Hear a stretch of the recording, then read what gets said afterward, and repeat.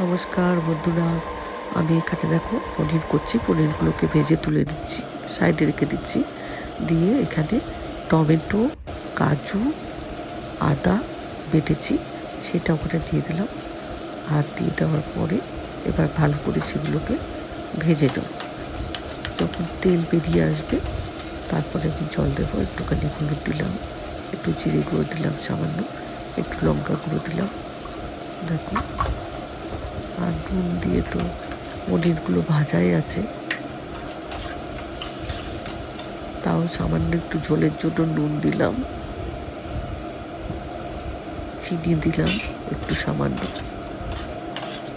জল দিয়ে দেবো। এবার মিশিয়ে নিই মশলাগুলো। সামান্য একটু মটর দিলাম, গ্রিন মটর। এইভাবে মটর পনির করলে খেতে খুব ভালো লাগে নিরামিষ।